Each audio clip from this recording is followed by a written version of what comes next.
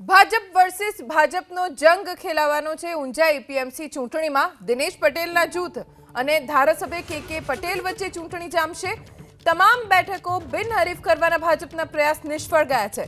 ખેડૂત વિભાગની 10 બેઠકો પર 20 ઉમેદવાર મેદાનમાં છે તો વેપારી વિભાગની 4 બેઠક માટે 16 ઉમેદવાર છે।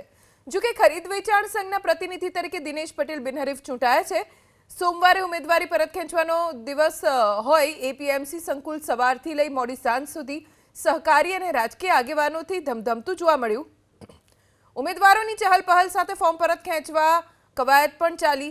એપીએમસી સંકુલમાં સોમવારે બપોરે 2 વાગ્યાના અરસામાં સાંસદ હરિભાઈ પટેલ, જિલ્લા ભાજપ પ્રમુખ ગિરીશ રાજગોર સહિતના આગેવાનોએ એક પછી એક કેટલાક ઉમેદવારો સાથે વાતચીત, કેટલાક સાથે ટેલિફોનિક સંપર્ક કરી ફોર્મ પરત ખેંચવા માટે સમજાવ્યા।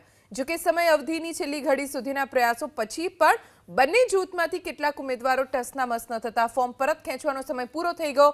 ચૂંટણી સમરસ નહીં થાય તો આગામી 16 ડિસેમ્બરે મતદાન યોજવામાં આવશે। ખેડૂત વિભાગના 261, વેપારી વિભાગના 805 મળીને કુલ 1066 મતદારો મતાધિકારનો ઉપયોગ કરશે અને બોર્ડ ઓફ ડિરેક્ટર્સનું ભાવિ નક્કી કરશે। ત્યારબાદ બીજા દિવસે એટલે કે 17 ડિસેમ્બરે મતગણતરીના અંતે પરિણામ જાહેર થશે।